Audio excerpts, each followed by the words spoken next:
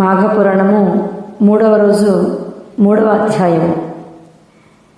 దిలీప మహారాజు యొక్క మాటలకు వశిష్ఠుల వారు ఇంకనూ ఈ రకంగా చెప్పసాగారు. ఓ రాజా, నేను తెలుపబో విషయము చాలా పురాతనమైనది.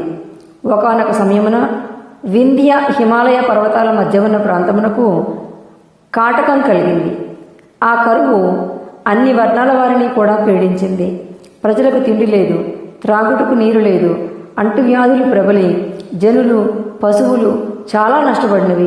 అందువలన యజ్ఞయాగాది కార్యములు గాని దేవతార్చనలు గాని చేయలేకపోయేది. వనములను తపస్సు చేసుకునే మునీశ్వరులు సైతము ఆ కరువుకు ఆహాకారములు చేసి ఆశ్రమములు విడిచి వలసపోతున్నారు. అప్పుడు భృగు మహర్షి ఆ కరువు ప్రాంతంలోనే నివసిస్తూ ఉన్నారు. రేవా నదీ తీరమందున్న ఫలవృక్షములు పంట భూములు నీరు లేక బీడుపడిపోయాయి. త్రాగడానికి నీరు కూడా లభించటం లేదు. మహాతపస్వియగు బృహ మహర్షి కూడా ఆ కాటకమును తట్టుకోలేకపోయాడు. ఎన్నో సంవత్సరాల నుండి ఆ ప్రాంతమందు ఉండటం వలన అతడి నుండి కదులుడికి ఇష్టం లేకపోయినప్పటికీ విధి లేక హిమాలయ ప్రాంతాలకు వలసపోయాడు. హిమాలయ పర్వతాలకు పడమటి దిక్కున ఒక కొండచర్య ఉన్నది. ఆ కొండచర్య అతడున్న కైలాస పర్వతానికి చాలా దగ్గరగా ఉన్నది. అది తెల్లగా కూడా ఉన్నది. ఆ కొండచర్య యందు ఇంద్రనీలము ఉండటం వలన దగదగా మెరుస్తున్నది.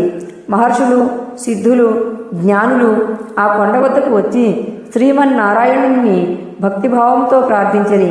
అంతేగాక ఆ పర్వతం వద్దకు యక్షులు గంధర్వులు వచ్చి విహరిస్తూ ఉంటారు అని వశిష్ఠుల వారు దిలీపునికి వివరించారు.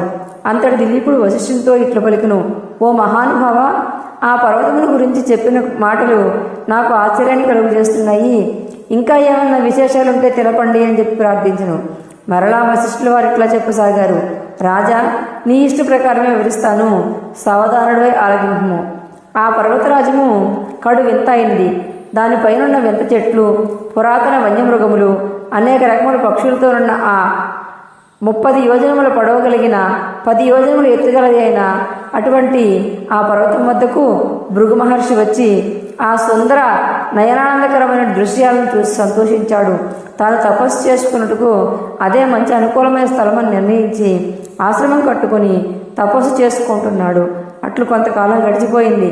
ఒకనాడు ఒక గంధర్వ యువకుడు భార్యా సమేతుడై ఆ పర్వతం మీదకి వచ్చి తపమాచరించుకుంటున్న భృగు మహర్షిని గాంచి నమస్కరించి గద్గద స్వరంతో తన వృత్తాంతాన్ని ఇలా తెలియజేశాడు. గంధర్వ యువకుని వృత్తాంతము. భృగు మహర్షి, నా కష్టము ఏమని విన్నవింతును? నేను పూర్వజన్మలో చేసిన పుణ్యఫలం వలన నాకు స్వర్గం ప్రార్థించినను పులిమొహం నాకు కలిగింది. ఏ కారణంచే నాకు అట్లా కలిగిందో బోధపడలేదు. ఆమె నా భార్య, అతి రూపవతి, గుణవంతురాలు, మహాసాధ్వి. ఈ నా వికృత రూపం వలన ఎందుకు పనికిరాని వాడినైతిని.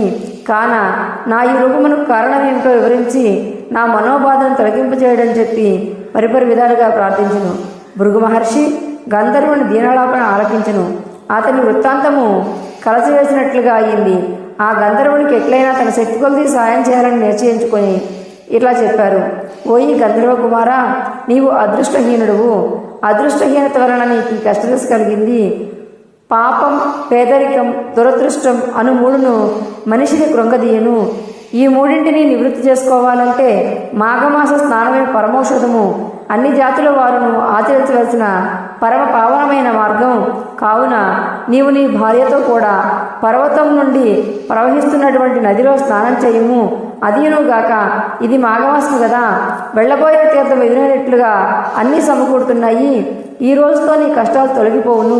నీ మనోవాంఛ ఈడేరుతుంది. భయపడకు. మాఘస్నాన ఫలం గురించి వివరించాను కదా, మాఘస్నానం చేయమని చెప్పెను. ఆ గంధర్వుడు భృగు మహర్షి ఉపదేశాన్ని శ్రద్ధగా విన్నాడు. తన భార్యను కూడా మునీశ్వరుని వచనాలను ఆలకించి సంతోషించెను.